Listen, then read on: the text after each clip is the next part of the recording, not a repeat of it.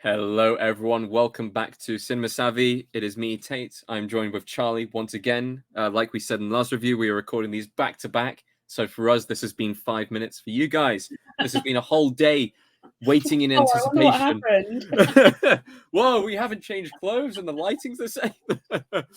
Yes. So welcome back. We are reviewing Empire of Light today, another film from the London Film Festival 2022. We're going to be talking about this film. How are you doing, Charlie? Same as last time, or? Oh yeah, since about half an hour ago, I'm still fine. Oh, excellent. Good. We want to get straight into this as quickly as possible, so I'm just going to throw this up on the screen. Comment below if you've seen Empire of Light. There's been a bit of discussion online about this already. Very interesting, quite polarizing reviews so far from this film. A lot of people like this film, a lot of people dislike this film. So we want to hear your opinion at home, so please comment along. And don't forget to share, subscribe as well.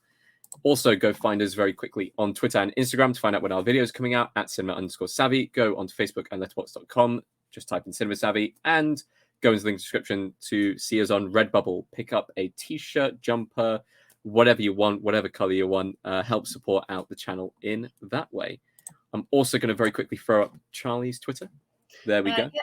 Find me on Twitter at FunnyOldWorldX. I just kind of talk about anything I'm watching at the time and get cross when people post spoilers. There we go.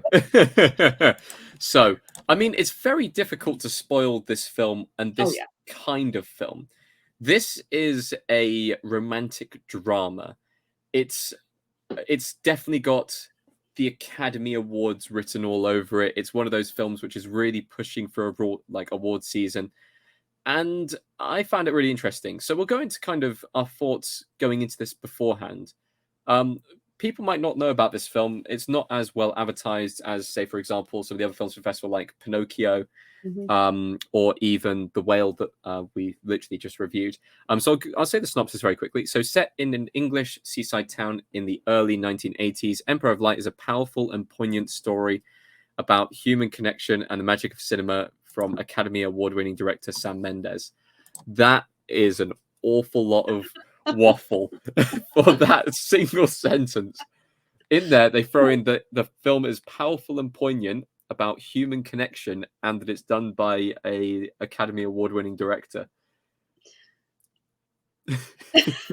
Nothing. Just nothing to give off that. What did you know about going into this film then? Absolutely nothing. All I knew was it was Olivia Colman and it was about a cinema. That was basically all I knew. Obviously, I knew it was Sam Mendes. Big fan of his for a long time now, but mostly 1917 I loved so much. So yeah, had high hopes for it because, you know, he's a trustworthy director. But yeah, other than that, I really knew nothing about it. So I actually saw the trailer going into this. The trailer was released a little bit while back, and the poster kind of shows the kind of Empire Cinema there. And I do wonder if Empire Cinema's kind of, I know it's kind of, I don't even actually know whether it's based off any events or anything like that. I just saw an article going into it beforehand that it was apparently influenced by Sam Mendes' love of cinema and his own mum. So that's kind of the basis that we've got going off on this one. I know, right? So I'm just going to very quickly have a look here. There's nothing really to say kind of whether it's based off anything or not. So I'm assuming that it wouldn't be. But what I find really interesting about this film is when I watched the trailer, the film that I was sold was it would be about the cinema. So sure, it's got Olivia Colman, it's got Michael Warden, it's got Toby Jones, it's got Colin Firth, but it would be solely based around kind of the patrons of the cinema and people going in and the love of movies, the kind of cinema paradiso kind of like, you know, vibe of the film. In the trailer, we get to see kind of the upstairs old area of the cinema, which has been not touched in years. And I was wondering, wow, this film's going to be about the renovation of that bit. That's going to be really cool. And then I got into the film. I sat down. We watched it. And this film, in the nicest way possible, has a humongous, overbearing identity crisis. This film doesn't know what it wants to be. It introduces an awful lot of elements and loads of talking points from this film. from your standard kind of, oh, look at this amazing cinema space up here that's no longer used. Is it the downfall of cinema? Are we going to renovate it? No, it drops that thread pretty much instantly. Is it going to be about just kind of the relationships that people get from within the cinema? So the different kind of, the different workers of it? No, that kind of subsides pretty quickly. We do have a little bit of romance between Michael Ward's character and Olivia Colman's character. So there's a romance plot, but then that gets dropped and replaced with a mental health plot. And that also gets dropped and replaced by a scandalous affair plot. And that also gets replaced by a race plot. And that also gets replaced by a race violence plot. And that also gets replaced by a kind of moving away from your hometown kind of plot.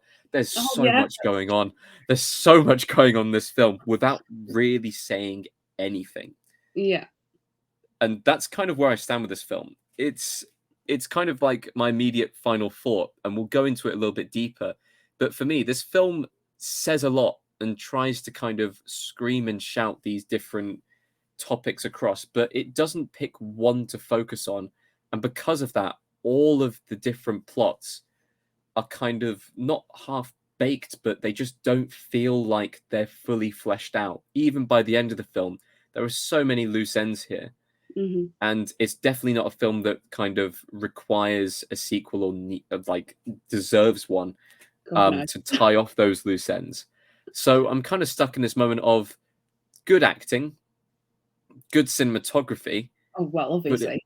But it really falls down in that writing department, and it really kind of upsets the rhythm of the film. Did Mendes write the script? I assume he did write the script. Yeah. Yeah, I mean, it's overcomplicated. But then it's also undercomplicated, and it's like, I don't know who I like. I don't know who I hate. I don't know what the point of a lot of it is. I mean, what I was the same as you. So when they go up to the sort of like abandoned cinema upstairs, I was like, oh, this is going to be great. Like, we're going to see this whole, I know it's going to be symbolic to everybody's lives. Their lives are going to get like, renovated as well. And everybody's going to be really successful and the cinema's going to be great. And like, we're going to take down the shitty boss and and then it just turns out that abandoned cinema is just full of pigeons, and that's about as far as we go. We're going to fix the pigeons, guys. That's the whole point of the film. Literally. And I have absolutely no idea what the purpose of Toby Jones's character was, what the purpose of the scene in the projection room was. I was like, if you're going to burn down this cinema, you are just copying Cinema Paradiso at this point. Like, I didn't hate it whilst I was watching it. I actually quite enjoyed it whilst I was watching it. But the time I've had to think about it since, what a car crash of a film. It's really interesting because I found this film just inherently boring to watch. And it's because nothing happens. They keep on reintroducing new things. Do you know what it would have benefited from? Being a TV series. Because it feels like it's got so many different plots and so many different things, and dare I say, it wasn't budget intensive film. It's not like they got massive amounts of special effects thrown in there or even like massive changes of settings. It's all set really around this one cinema, so it would have been really kind of not low budget, but it wouldn't have been like, as expensive as the Lord of the Rings TV series, like, or as expensive as kind of your high budget dramas or anything like that. And it would have given more time to flesh out the characters and more time to add a bit of subtlety to them. Like you said, it does feel a bit like a car crash of a film, which is a shame because we've already given it good comments. Like, let's talk about some positive comments. The film is stunning. It's a really nice and pretty looking film. Yeah. Sam Mendes just has a way with the camera where he can make anything look good. Yeah. That's just who he is as a director. The acting. So Olivia Colman, I wouldn't say it was her strongest performance. She goes from quiet Olivia Colman that you see in shows such as, Peep Show and you see in Fleabag, to outrage Olivia Colman that you see in The Favourite. Just like that, between scenes, which was brilliant. Yeah. It's brilliant to see that acting range that she's able to do. Michael Ward's character, I really enjoyed. He's a character you can really get behind. And he's kind of has fun interactions with every single character that he's involved with. Toby Jones's character, I mean, I'm going to answer your question straight away. The only reason why he was in this film was because of that one scene. And I've seen some interesting, shall we say, quite fruity wording about that scene online about how this is Sam Mendes just, giving one to cinema. And this is going to be his, when they do the Oscars and stuff like that, they'll use this clip when they announce the film and everything like that. And I'm sure that whenever they do like an Oscar montage of all the films over the year, that will be the opening bit of it or the closing bit of it to say, oh, those moving images and stuff like that. It's a well played moment, but it's still like, and then Colin Firth just there as an asshole, and you kind of it's nice to hate him in a film because he's a nice character in a lot of films that he's in.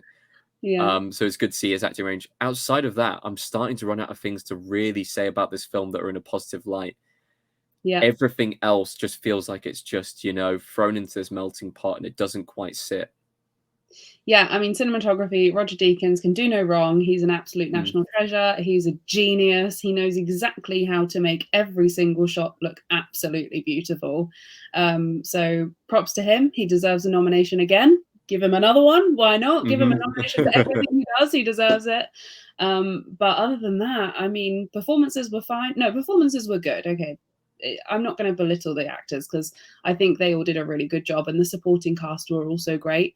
But it just falls short at the plot. It is so over packed with content that it has no idea who it is or what it is or what story it's trying to tell, and that's where it falls short for me. But yeah, I mean, it's beautiful. There's no denying it's a beautiful film.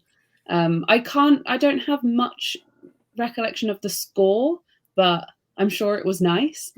It was, and I do have recollection of the score. It was boring.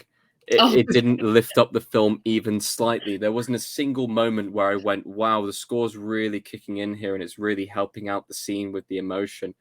It was just kind of there in the background and barely noticeable at that point. I think because we're so focused in on the cinematography of it and we're so focused in on the acting of it and trying to keep up with the plot of it, it's very difficult to even focus on things like the score unless it's really big and booming. It's just such an interesting film. I want to talk about some of the major plot points, shall we say, from this film, because we have a few different big things that are tackled here, and big moments on the screen. We'll start off with the first one, which I want to say was the premiere. So they do the premiere of Chariots of Fire, which is quite fun. And Olivia Colman's character at this point is starting to she's having a small kind of mental breakdown. So she gets up on stage and she does this big speech, and then she goes and kind of announces to Colin Firth's wife that he's been cheating on her.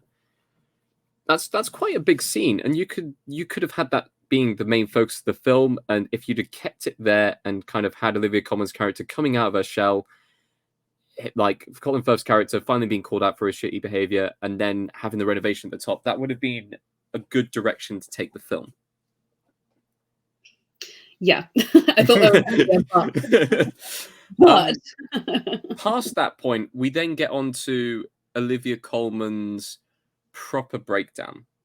And she's called a schizophrenic in this scene, and we see her kind of erratic behavior, and they're kind of holed up in the house. The social services come in, the police get involved. It's quite a tough scene, and you could have it as her character coming out of her shell and that kind of side of it as well. I think she acted really well here in her role, but at the same time, I wish this was given more focus and the film was solely focused on that if it was going to go down that route. Yeah, and for me, it's not even like that one plot point is stronger than the other. They're all very strong plot points. They just don't work together. He just needed to really hone in on which one it was he wanted to tell the story of.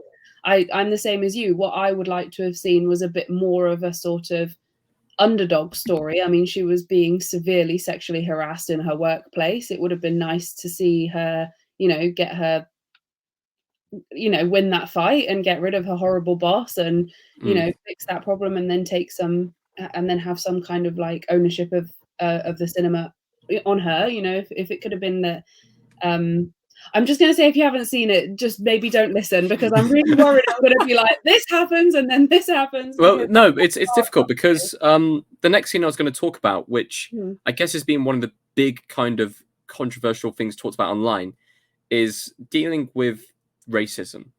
And there's a lot of it's very difficult ground here, because to criticize a film for the way that it deals with its racism when actually the way it deals with it is pretty good within the film is very tough to do. But this film does it so on the nose and so without any kind of subtlety. You first have kind of him walking down the street and being stopped and pushed around by skinheads, and then you literally have like Britain First coming on the mopeds and breaking into the cinema and beating him up.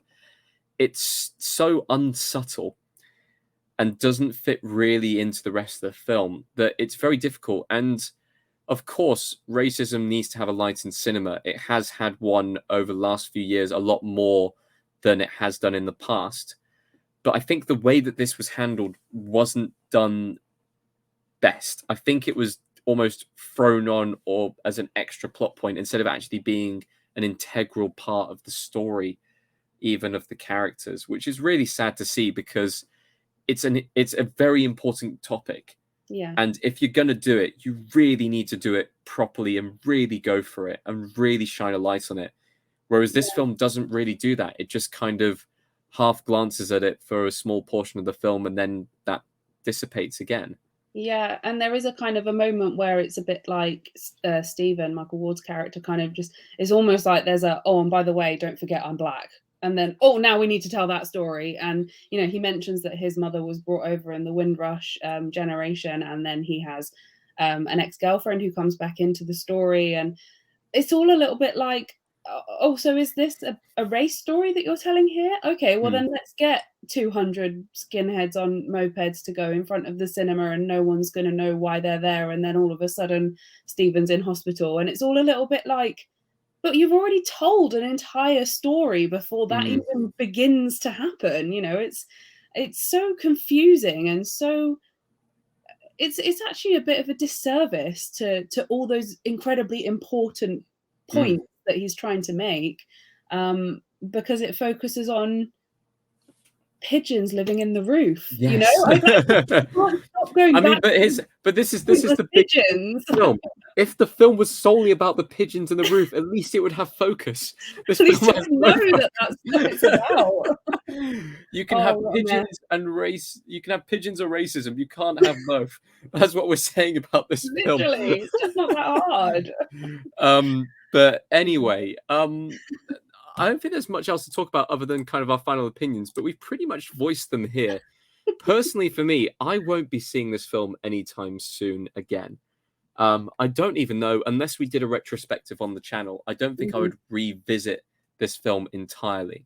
This is an absolute mess. It should have been a TV show. And I think the reviews are reflecting on that, because it's not getting overwhelmingly positive reviews. And it's been pushed so hard to be an Oscar film or an Oscar bait film that it's going to absolutely fall short.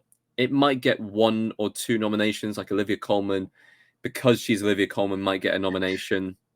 Toby Jones might get one as a supporting actor just for that one speech. Yeah. If that's the one thing they submit. Outside of that, cinematography, but even then it's not even Sam Mendes. I guess you could say like Roger Deakins kind of would steal that one.